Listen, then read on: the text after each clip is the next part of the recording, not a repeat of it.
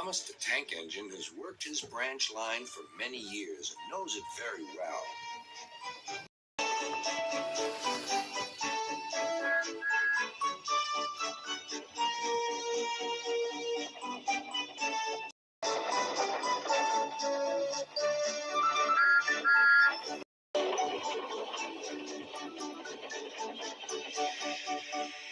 You know just where to stop, Thomas, laughed his driver. You could almost manage it without me.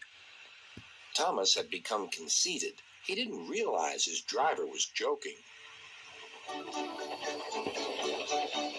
Later, he boasted to the others. Driver says I don't need him now. Don't be so daft, snorted Percy. I'd never go without my driver, said Toby earnestly. I'd be frightened.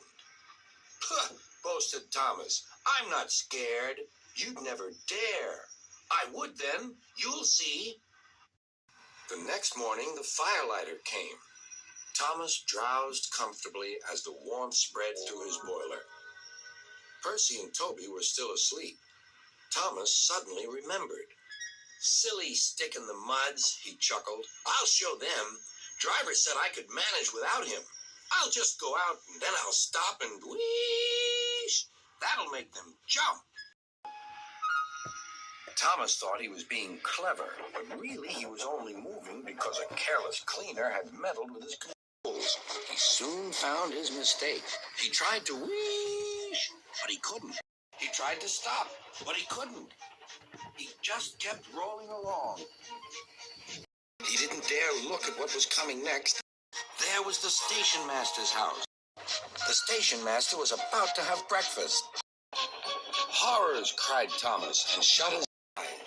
The house rocked, broken glass tinkled, plaster was everywhere. Thomas had collected a bush on his travels. He peered into the room through its leaves. He couldn't speak. The station master was furious. His wife picked up her plate. You miserable engine, she scolded. Just look what you've done to our breakfast. Now I shall have to cook some more. She banged the door. More plaster fell. This time it fell on Thomas. Thomas felt depressed. Workmen propped up the house with strong poles and laid rails through the garden.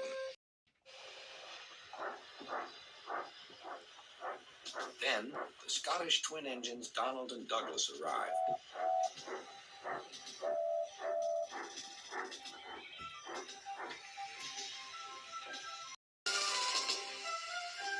Dinna fash yourself, Thomas. We'll soon have you back on the rails. They laughed.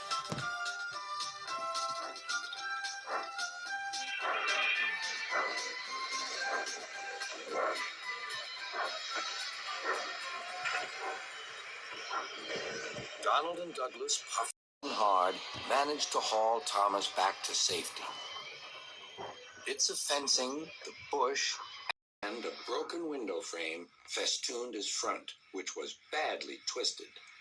Twins laughed and left him. Thomas was in disgrace.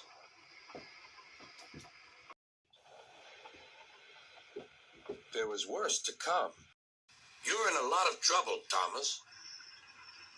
I know, sir. I'm sorry, sir. Thomas's voice was muffled behind his bush.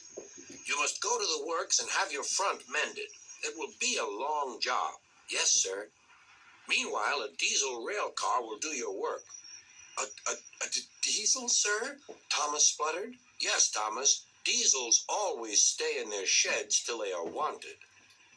Diesels never gallivant off to breakfast in station masters' houses.